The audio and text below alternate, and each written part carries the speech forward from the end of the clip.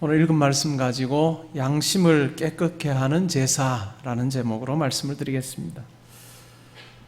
오늘 읽은 말씀은 짧지만은 우리가 누리는 은혜가 무엇인가, 우리가 하나님 백성으로 살아간다라고 하는 것이 어떤 변화가 일어나는 것인가를 정말 잘 설명하고 있습니다.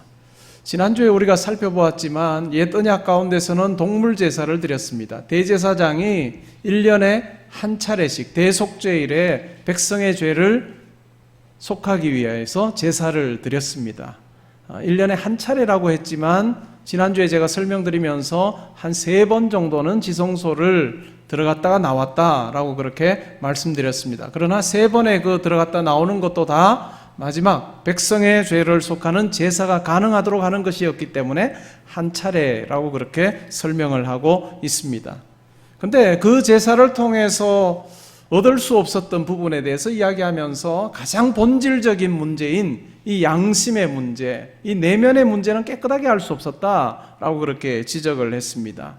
그 효력이 있었다면 단지 육체적인 정결만을 얻을 수 있었을 뿐이다 라고 이야기했습니다. 그런데 오늘 읽은 말씀에 보니까 더 나은 대제사장이신 예수 그리스도께서 손으로 짓지 않은 하늘 성소에 들어가셨다. 하늘 성소에 왜 들어가셨느냐? 제사를 드리기 위해서 들어가셨는데 이제는 동물의 피를 가지고 들어가신 것이 아니라 그리스도의 피, 자기의 피를 가지고 들어가셨다라고 그렇게 말합니다.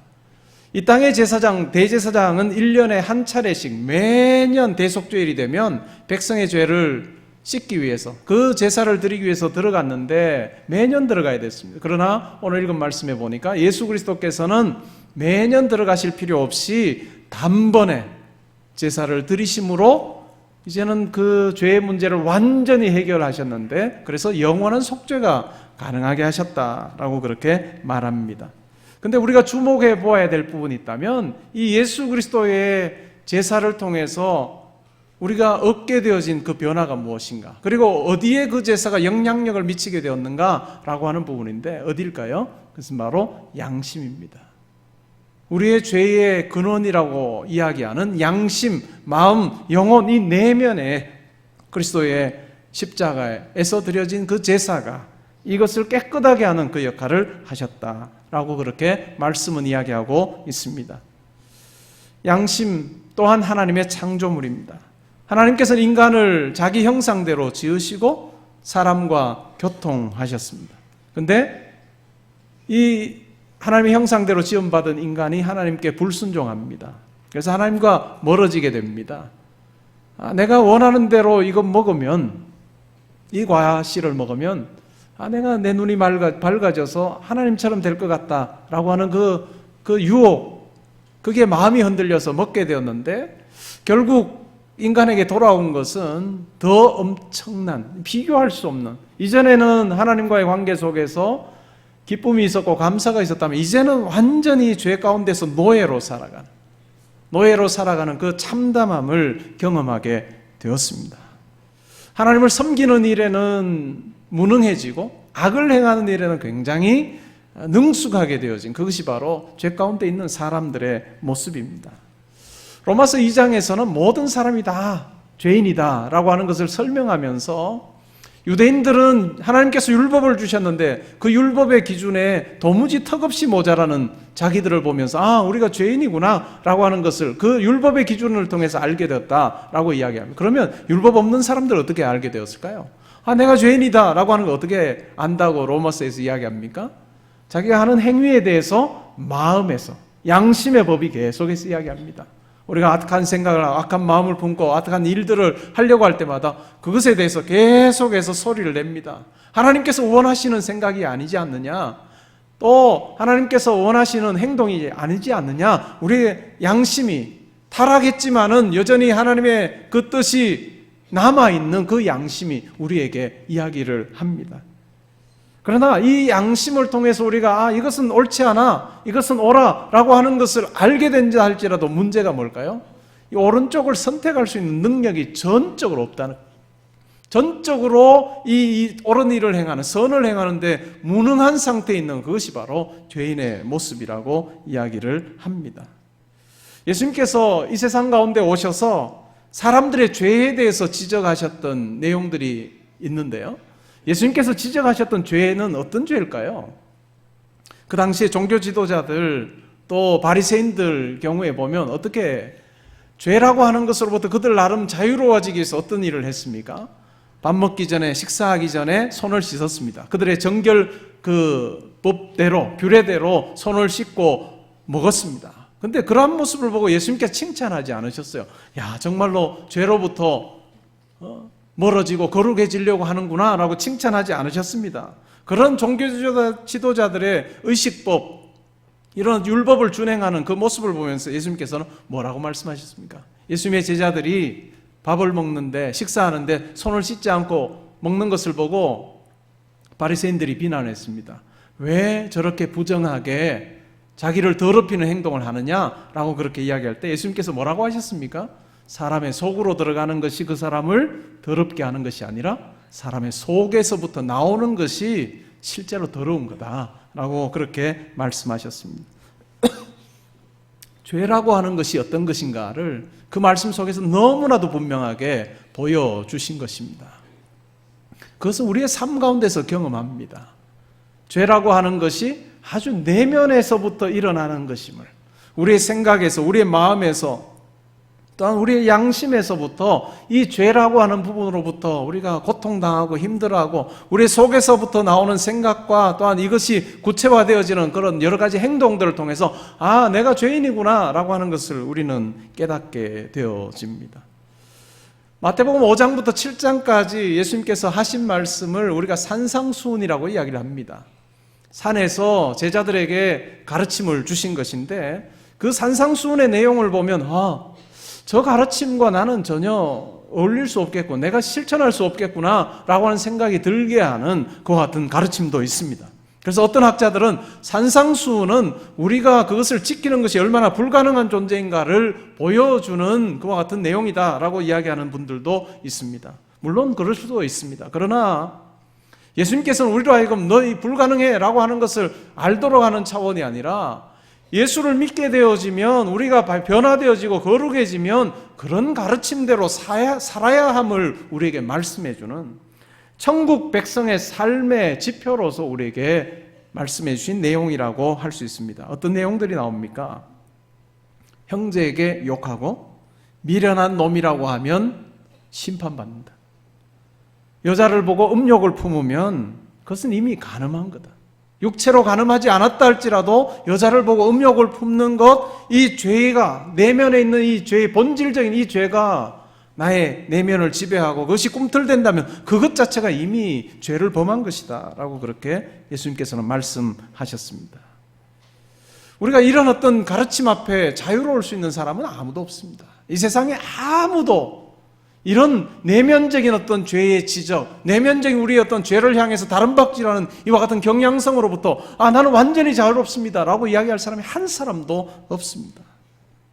그런데 예수 그리스도께서 이런 어떤 죄의 노예로, 죄의 욕망 가운데 살아가는 우리를 위해서 이 새로운 살 길을 열어주셨습니다. 단번에 자기가 드린 제사를 통해서, 예수 그리스도의 피를 통해서 십장에 가게 되어지면 예수 그리스도의 피를 통해서 드린 제사가 어떤 의미가 있는가라고 하는 것을 5절부터 10절에서 아주 분명하게 이야기하는데요. 그건 그때 가서 살피도록 하고, 예수 그리스도께서 드린 제사를 통해서 온전하게 되어진 부분이 바로 양심이다. 깨끗하게 되어진 부분이 양심이다 라고 이야기를 합니다. 그러면 물음이 생깁니다. 과연 예수를 내가 믿습니다. 예수 그리스도의 그 온전한 제사가 나를 위한 속죄의 제사인 줄 믿습니다 라고 하면 우리의 양심이 한꺼번에 온전해질까요? 완전히 깨끗한 존재가 되어서 우리는 이제는 죄와는 무관한 삶을 살게 되어지는 것일까요? 그것은 아니라고 하는 것을 신앙생활하는 우리 모두 다는 다 경험하고 있습니다. 분명 우리의 영은 살아납니다. 예수를 그리스도로 고백하게 되어질 때, 예수의 십자가 사건을 우리가 믿게 되어질 때 우리의 죽었던 영이 살아나고 우리의 양심이 살아나고 우리의 마음이 새롭게 되어지는 건 사실입니다. 그리고 하나님의 옳은 일에 대해서 우리는 반응하는 존재로 바뀌어지게 되어집니다. 그래서 오늘 말씀 이야기하는 대로 살아계신 하나님을 섬기는 것이 가능한 삶이 되어집니다.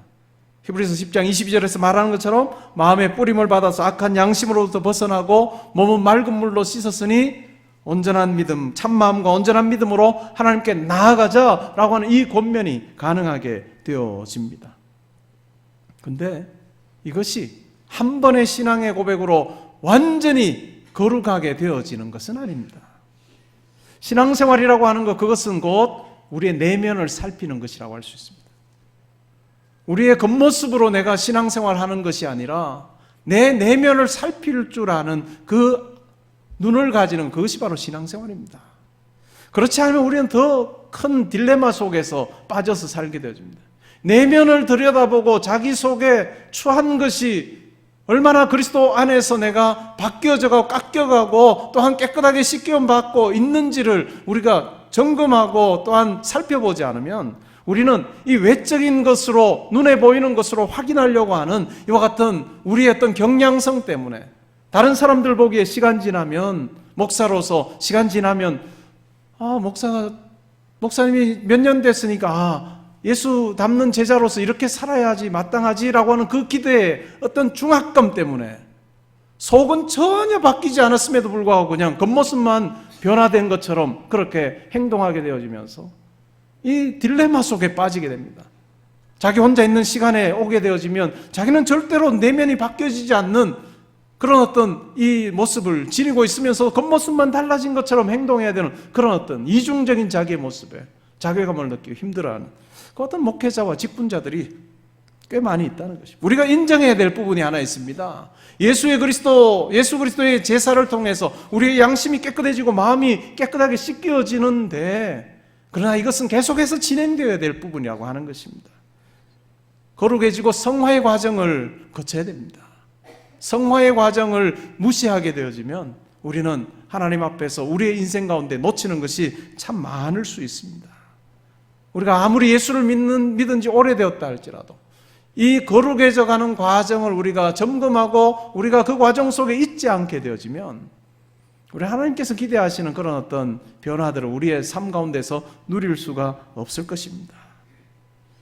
겉모습으로 내가 완전해 보이는 것처럼 정말 좋은 사람인 것처럼 좋은 하나님의 백성인 것처럼 하나님의 자녀인 것처럼 그렇게 드러내려고 하는 이것으로부터 우리는 솔직히 아님을 고백하는 것이 필요한 것 같아요. 나의 못남을 이야기하는 것.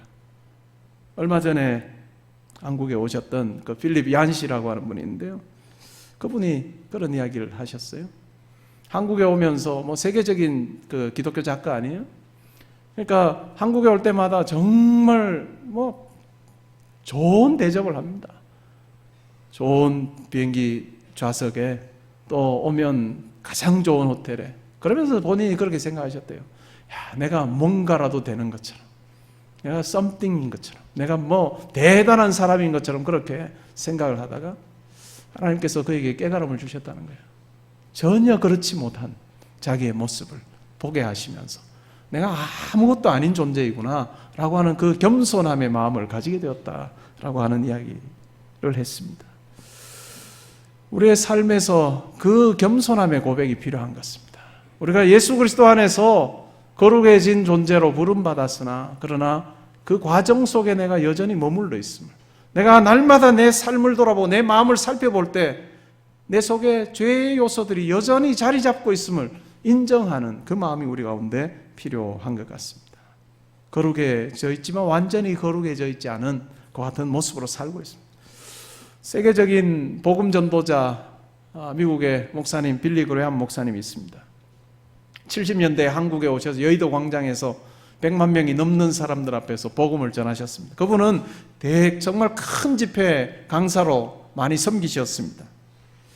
그분의 아내 루스 그레함, 그의 묘비명을 우리는 압니다. 미국에는 공사를 하면 공사하는 그 지역에 표지판을 세웁니다. 뭐라고 세웁니까? 공사 중 참아주셔서 감사합니다 하는 편말을 딱 세우지 않습니까? 그것을 보면서 이것이 내 인생과도 같구나, 흡사하구나 라고 하는 생각을 하셨던 것 같아요. 그래서 내가 이제 죽게 되거든 내 묘비명에 이렇게 적어주시오 라고 그렇게 부탁을 했다고 합니다. 그 내용이 뭘까요? 공사 끝 참아주셔서 감사합니다. 이제까지 계속 공사가 진행되어지는 그 과정에 자기가 있었고, 거룩해지는 과정을 살면서 완전히 거룩하지 않기 때문에 많은 사람에게 아픔도 주고 피해도 주고 눈물도 흘리게 했던 자기의 어떤 연약한 삶을 고백하는 거죠. 이제는 제가 공사가 끝났습니다. 참아주셔서 감사합니다. 라고 하는 그 고백. 우리의 인생도 마찬가지 아니겠습니까? 때로는 우리가 착각하며 살아갑니다. 내 인생은 정말 내가 완벽한 사람이고 내가 정말 거룩한 사람이어서 내 옆에 있는 사람에게 그렇게 불편함 주지 않고 아픔 주지 않는다라고 생각하는 착각 속에 살아갑니다. 그러면서 상대방이 힘들어하면 그건 당신 탓이라고 우리가 생각을 하는데, 우리도 여전히 공사 중 아닙니까?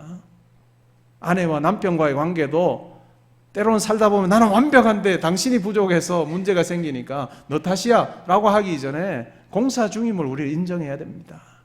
직장에서도 마찬가지고 이웃과의 관계에서도 이 험불한 마음이 우리 속에 있게 되어질 때 관계 속에 이 소통이 일어나게 되어집니다. 우리 옆에 계신 분들하고 한번 인사할까요? 남편이든 아내든 아니면 성도 간에도 뭐 다 적용되어질 인사 같아요. 공사 중입니다. 참아주셔서 감사합니다.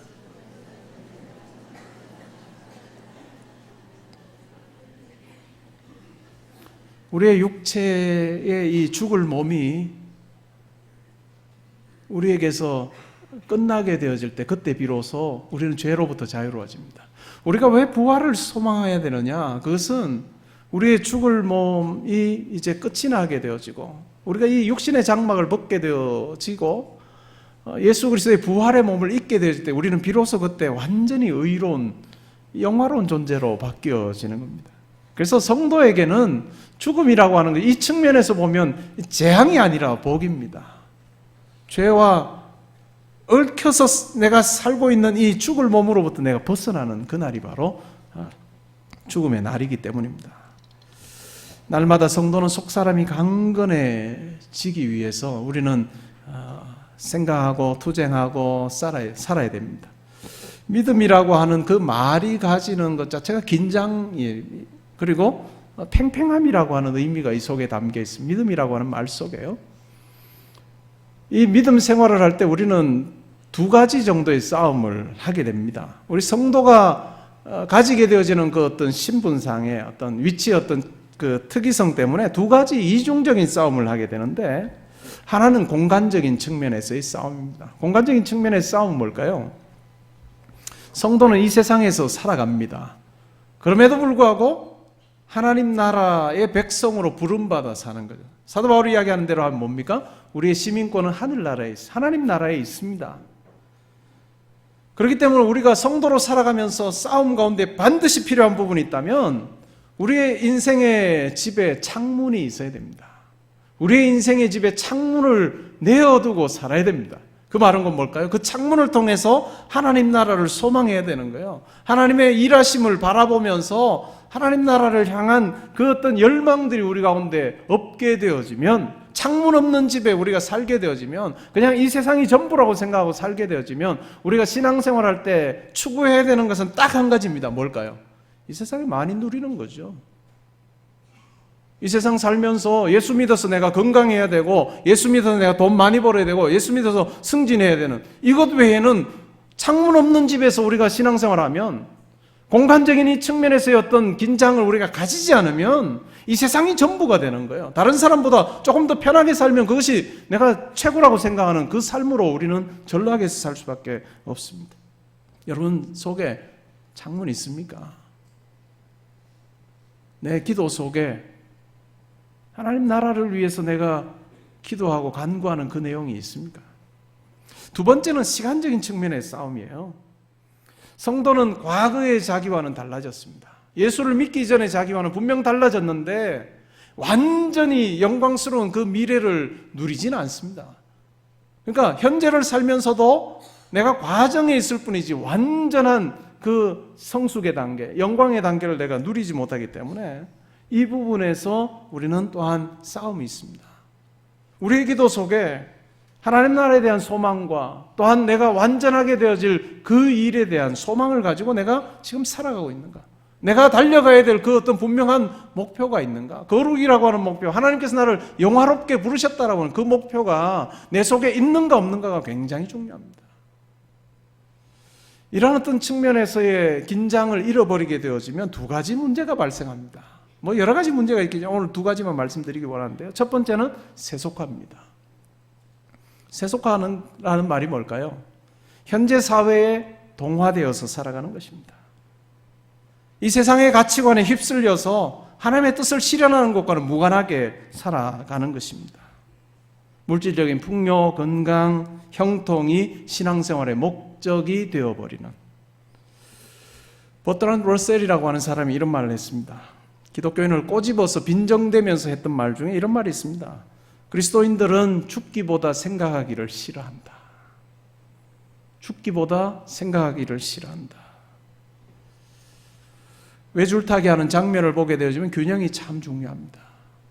하나님 나라와 이 세상이라고 하는 이 균형을 잘 잡는 것이 참 중요하고, 이것은 특별히 문화라고 하는 것 속에서 드러나게 되어집니다. 교회가 많이 추구했던 것 중에 하나가 뭐냐면 교회의 벽을 허무는 것입니다. 교회의 문턱을 낮추는 것입니다. 누구라도 들어올 수 있도록, 누구라도 복음을 들을 수 있도록 그렇게 이 문턱을 낮추는 그 작업을 했습니다. 그러면서 문화와 완벽하게 결합을 해서 많은 사람들이 복음 안으로 들어올 수 있도록 하는 그 길을 열려고 했습니다. 그런데 그러한 어떤 시도를 통해서 잃어버리게 되어진 것도 굉장히 큽니다. 뭘까요? 정체성의 상실을 가져오게 되었습니다. 문화적인 문맹 상태가 되어버린 문화와 또 우리의 어떤 복음의 어떤 순수성, 또한 이 복음의 어떤 본질, 이 부분이 뒤섞여 버리게 되어서 심지어는 예속되게 되어지는 그와 같은 일들이 일어납니다. 교회와 세상이 차이가 없는 거예요. 오늘날 한국교회의 모습을 보면서 또 우리들의 모습을 보면서 이 부분은 참 많이 반성해야 될 부분 같습니다. 세상에 믿지 않는 분들이 교회를 향해서 더 큰 기대하지 않는, 기대했다가 실망하고 우리를 향해서 비난할 때 뭐 우리도 똑같은데 뭐 라고 반응했던 우리의 어떤 연약한 모습들이 있습니다. 교회는 거룩성을 잃어버리게 되어지면 문화적 열상을 입습니다. 화상을 입고 그 상처로 되어서 그렇게 살게 되어질 수밖에 없습니다. 문화적인 수능이, 문화적인 변혁을 우리가 포기하게 되어지고 문화적인 수능을 선택하게 되어질 때 그것이 때로는 좋은 길인 것 같지만 때로는 시간이 지나서는 그렇지 않았다라고 하는 것을 교회 역사 속에서도 발견하게 되어집니다. 312년에 콘스탄티누스 황제가 밀비안 다리 전투에 승리했습니다. 그리고 나서 로마의 종교, 국교가 기독교가 되었습니다. 이 로마의 국교가 기독교가 된 이후로부터 수많은 변화가 일어났습니다. 뭔 이야기일까요? 그전에는 기독교인이 되어지는 것이 어떤 거예요? 기독교인이 되어진다라고 하는 것은 자기 목숨 내거는 거예요. 자기의 여러 가지 것들을 포기하고 기독교인이 되었습니다. 그런데 국교가 되어진 가운데서 기독교인으로 살아가는 것은요, 이럴 게 하나도 없는 거예요. 오히려 득보면 득보지. 기독교 신앙의 로마화, 그것은 예수의 길에서 이탈하게 만들었습니다. 예수의 길에서 이탈하게 만드는 그 같은 변화를 일으켰습니다. 세속주의적인 그런 어떤 문제들 혹시 우리 속에 있지는 않은지 살펴보아야 할 것입니다. 두 번째로 우리가 변화받은 존재로, 양심이 새롭게 되어진 존재로 우리가 살아가면서, 부름받아 살아가면서 피해야 될 문제 중에 두 번째는 신앙의 개인주의적인 사생활이에요. 개인주의적인 사생활. 그러면 회심하게 되어지고 우리가 양심이 깨끗하게 되어지면 이것이 어디서 확인되어져야 될까요? 그리고 이것이 어떤 영역에서 영향력을 발휘하게 되어져야 될까요? 때로는 우리가 쉽게 내 개인의 영역이라고 생각합니다. 물론 우리의 변화는 나의 내면에서부터 일어납니다. 내 양심에, 내 영혼에, 내 마음에, 내 생각 속에 변화가 일어나는 그 본질적인 변화가 일어나는, 그러나 개인적인 측면의 차원에 국한되어지면 하나님께서 원하시는 일은 일어나지 않습니다. 교회가, 오늘날의 세계교회가, 한국교회가 또 우리의 삶에서 공적인 영역은 포기하고 개인적인 영역으로만 이 변화를 국한시키는 그와 같은 일들이 일어났습니다. 왜 그럴까요? 공적인 영역에서 변화되어진 것을 가지고 실천하며 살아가는 것들이 너무 어려운 거예요. 이미 조직화되어져 있는 세상의 가치관이 또한 조직 문화가 있는 관행이라고 생각되는 그것 속에서 하나님 나라의 가치관을 가지고 아니오라고 이야기하는 것 자체가 굉장히 힘든 거예요. 마치 긴 정말 협곡을 통과해야 도달할 수 있는 그와 같은 고난의 길이기 때문에 때로는 내가 변화되었다는 것 내가 기도 시간에 확인하면 되지, 내가 변화되었다는 것 내가 예배 시간에 확인하면 되지, 아니면 내 혼자서 묵상할 때 확인하면 되지 라고 하는 것으로 자족해하는 그런 모습이 우리 가운데 있습니다. 그러다 보면 신앙은 개토화됩니다. 나는 변화되는 것 같은데 내가 있는 곳은 아무런 변화도 없는 그런 어떤 일들이 일어납니다. 미국에서는 그런 조사를 합니다. 미국의 역대 대통령들, 정권을 잡았던 분들 중에 가장 많은 기독교인이 등용되었던 때가 그 아들 부시 때입니다. 많은 기독교인들이 등용되었지만 우리 기독교인들이 이 자리에 요직에 올라갔어 라고 하는 그것 정도 외에는 더 이상의 기독교적인 가치관이 그들의 어떤 섬김 속에서 드러나지 않았다는 것입니다. 아니, 기독교적인 가치관이 아니라 세상 사람들까지도 인정할 수 있는 그와 같은 공공의 어떤 선을 추구하는 그와 같은 움직임들이 별로 보여지지 않았던 것, 그것이 안타까움이기도 합니다.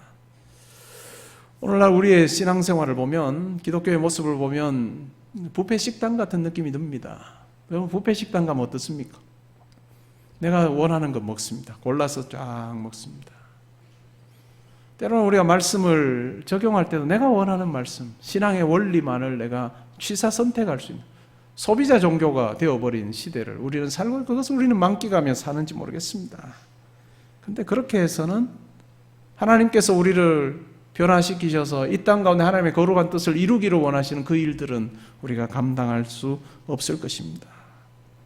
그러다 보니까 아주 얕은 쉬운 회심과 또한 별로 부담스럽지 않은 거듭남의 이 경험만 반복되어질 뿐, 예수 그리스도 안에서 내가 완전히 새로운 사람이 되어지고 하나님의 은혜의 보좌 앞으로 나가서 하나님과 영적인 교제를 경험하고 내 삶의 자리에서 변화가 일어나는 이런 차원의 어떤 경험들은 우리 가운데 드물어진 시대를 살아가는 것 같습니다.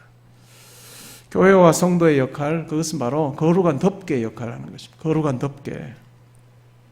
오스기니스라고 하는 학자가 한 이야기인데요. 거룩한 덮개, 지구적인 우산의 역할을 해야 된다. 그러니까 그렇게 하기 위해서 필요한 게 뭘까요? 하나님의 백성으로서 연합해야 됩니다. 변화되어진 양심이, 마음이, 생각이 새롭게 되어진 하나님의 성도들이, 하나님의 백성들이 연합해서 교회들이 또 성도들이 연합해서 이 세상 가운데 하나님의 거룩한 뜻들을 이루어내는 그 같은 일들을 해야 됩니다. 그런데 오늘날은 수백만 개의 작은 우산들만 펼쳐져 있어도 서로가 연합해서 어떤 일들이 일어나는 일들은 드물다라고 하는 것입니다. 관심이 뭘까요? 지극히 개인주의적이 되어서 내가 내 우산 펴고 내가 비 맞지 않으면 됐지라고 하는 생각, 그러다 보니까 내 주변은 전혀 변화되어지지 않는 그와 같은 어떤 경험들을 우리가 하게 되어집니다. 우리의 삶의 자리에서 양심의 이 변화, 정결함, 이것이 드러나야 할 것입니다. 우리 개인의 삶도 마찬가지고 교회도 마찬가지고 우리의 조직도 마찬가지입니다. 우리는 또 하나 조심해야 될 것 중에 하나가 내가 하고 있는 동안에 모든 걸 다 끝내려고 하는 그런 어떤 욕심이 우리 가운데 있습니다. 그것도 죄성이라고 저는 생각합니다. 나는 어떤 과정에서 어떤 조직을 바꾸고 어떤 시스템을 바꾸는 일에 내가 일부 역할을 하는 것에 대해서 만족하지 못합니다. 내가 다 해야지, 안 그러면 안 해. 그래 연합 못하는 거죠. 내가 1등 돼야 되고 내가 우두머리가 되어야 되고 다른 사람이 따라주면 내가 하지만 다른 사람 하는 일에 내가 도와주는 일은 하지 않을 거야 라고 하는 것이 우리 속에도 있습니다. 그런데 그렇게 해서는 하나님 나라가 이 땅 가운데 펼쳐지지 못합니다. 우리 개인의 삶에서도 또 교회에서도 또한 가정에서도 이런 어떤 거룩함이 과연 어떤 과정으로 지금 보여지고 있는가, 그 과정을 우리가 체크를 해보아야 할 것입니다. 내가 예수 믿었는데 예수 믿고 나서부터 내가 지금까지 시간이 쭉 흐르면서 내가 내면이 어떻게 변화되었던가, 그리고 내가 변화되어진 존재로 내 삶의 자리에서, 교회에서, 가정에서, 또한 사회 속에서 어떤 변화들이 가능하게 했던가라고 하는 것을 점검해 보아야 할 것입니다. 교회도 마찬가지죠. 제가 담임 목사로 섬기고 언젠가 은퇴하겠죠. 은퇴하면서 내가 이때까지 했던 이 일, 내가 여전히 주체가 되어서 이 일은 해야 된다라고 생각하게 되어지면 문제가 생길 것입니다. 당연히 내려놔야죠. 그리고 후임으로 오는 분이 그 역할을 감당해야 하는 거죠. 자연스럽게 그 역할을 할 수 있도록 빠져야 되지 않겠습니까? 제가 나중에 혹시 안 빠진다 하거든 여러분들이 가만히 있지 마십시오.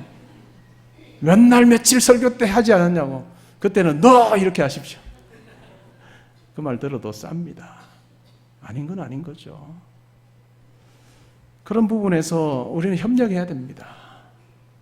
이 거룩한 덮개 역할들을 해야 됩니다. 선교도 마찬가지입니다.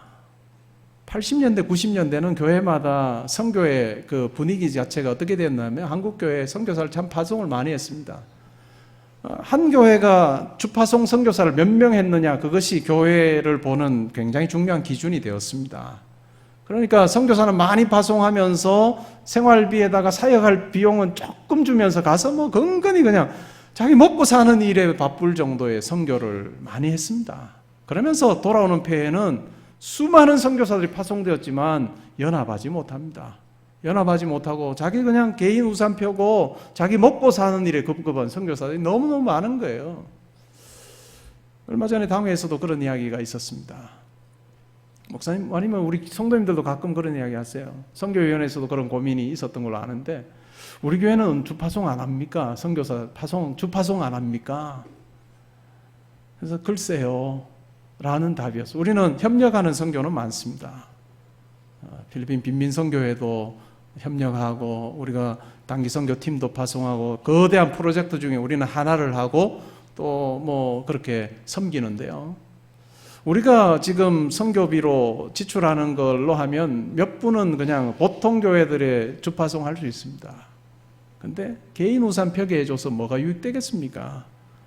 우리 교단 안에 GMS라고 하는 단체가 있는데 교회가 주파송을 한 교회 담임 목사가 멤버십을 가집니다. 저는 GMS 멤버가 아직 안 됩니다. 모르겠어요. 여건상 뭐 제가 꼭 될 생각도 없습니다. 왜요? 가장 효율적인 선교가 중요한 것이지 우리 교회가 몇 명 파송했다 이건 자랑이 돼서는 안 된다라고 보는 거죠. 서로 협력하고 연합하고 도와주고 그 거룩한 사역에 때로는 우리 교회가 이름이 있고 뭐 이름이 별로 나지 않아도 이 선교사님 통해서 이 지역 살렸는데 개포동 교회가 있으면 그 말 우리가 듣지 않아도 열심히 하는 선교사님이 있으면 단체에 있으면 우리가 도와주고 또한 한국 안에서든 국외에서든 우리가 그 역할을 감당하고 그냥 여러분들이 내신 그 선교 헌금을 이 사회를 통해서 또한 해외에서 영향력을 발휘하는 그 일에 우리가 잘 사용한다면 그것이 하나님 나라 세워가는 거다라고 저는 그렇게 생각합니다. 거룩한 덮개, 지구적 우산에 개포동 교회가 일조할 수 있는 교회가 되면 좋겠습니다. 그냥 우리가 땅끝까지 가서 복음 전하는데 우리가 제일 앞에 서야 되고 그 다음에 다른 교회들이 쭉 뒤에 서면 우리가 하겠습니다. 그런데 우리가 한 5번째 서면 우리 그 일 안 합니다. 이런 교회가 아니고 잘하는 데 있으면 우리가 뒷공무니에도 붙어서 말없이 후원도 하고 섬기기도 하고 이런 교회가 되어야 거룩한 영향력을 같이 발휘하지 않겠습니까? 여러분의 가정도 마찬가지입니다. 여러분의 가정 속에 어떤 거룩한 영향력을 여러분의 가정을 통해서 이루기를 원하시는 그 열망이 있습니까? 변화되어진 양심, 변화되어진 마음, 새로운 가치관 가지고 여러분의 가정 식구들을 통해서 우리 가정은 이 일은 내 때만 끝내지 말고 내 후손들 때, 내 아들 때, 내 손자, 손녀들 때에도 이 일 내가 감당하기를 원하면 좋겠다라고 하는 그 거룩한 열망이 여러분 속에 있습니까? 그래야 믿음의 가문 이루어지지 않겠습니까? 직분 얻는다고 하기가 저는 아들 목사 삼을 수는 없네요. 저는 뭐 그대는 끊어졌습니까 그럼? 근데 직분을 통해서 어떤 걸 이루려고 하지 말고 어떤 가치관, 공통의 목표를 가지고 가정이 우리 가문은 앞으로 후손들 통해서 이 일에는 열심 내는 가문 되면 좋겠다라고 하는 것이 여러분 속에 있게 되어질 때 하나님께서 그 거룩한 열망을 통해서 또한 대를 이어서 연합하는 그 일들을 통해서 하나님께서 역사하시리라 믿습니다. 영국의 캠브리지 대학 동상이 있어요. 우리 협동 목사님이 캠브리지 출신인데요. 캠브리지 대학에 가보면 어떤 칼리지에 동상에 홀이 있어야 될 자리에 그 빗자루 막대기가 이렇게 들려있는 그 동상이 있습니다. 제가 보러 갔다가 저거 왜 저러냐고, 저거 분명히 동상과 어울리지 않습니다. 그래서 물어보았더니 이런 이야기를 해요. 오래전이죠. 한참 전에, 몇백 년 된 뭐 학교니까 한참 전에 학생들이 축제를 하다가 이제 객기를 부린 거죠. 홀 빼고, 동상 원래 만들 때 그 홀 빼고 이 빗자루 그 막대기를 끼워 놓은 거예요. 아침에, 그 다음날 아침에 그 칼리지 당국자들이 보면 얼마나 깜짝 놀랐겠습니까? 그리고 그 원래 동상 만들 때 그 홀을 찾았는데 결국 못 찾았습니다. 그래서 결국은 빗자루 막대기를 끼워 두고 지냈어요. 시간이 또 지나서 한 번은 또 학생들이 이제는 그 빗자루 막대기를 빼고 밀대 막대기를 끼웠답니다. 한국 같으면 어떻게 될까요? 홀로 당장 바꿔야죠. 근데 교수회에서 결정하면서 이제는 우리가 해야 될 일은 조금 전까지 꽂아두었던 그 빗자루 막대기 찾는 거다. 결국 그래서 빗자루 막대기 찾아서 밀대 막대기 빼고 거기에 꽂아두어서 지금까지도 그렇게 있다라고 하는 이야기를 들었는데요. 확인해 보시려거든 김요셉 목사님한테 물어보십시오. 저기 출신이니까. 그 말이 보여주는 게 뭘까요? 전통이라고 하는 것이 그 정도의 가치가 있고 소중함이 있습니다. 우리 교회 가운데도 우리가 1등 되는 전통이 아니라 함께 세워가는 전통이, 협력하고 연합하고 거룩하게 변화되어진 공동체로서의 어떤 연합함에 이 넉넉한 마음들 우리 가운데 있어야 될 것이고, 또 가정에서도 그와 같은 그 거룩한 열망들이 있게 되어질 때 우리 개포동교회 통해서 3, 4대가 함께 하면서 정말 하나님의 마음을 시원하게 하는 그와 같은 아름다운 영적인 유산이 있는 가정들이 많이 나오게 되리라 믿습니다. 그런 모습으로, 변화된 모습으로 우리의 삶의 지경을 변화시키는 그 같은 삶을 사는 저와 여러분 되기를 주님의 이름으로 축복합니다.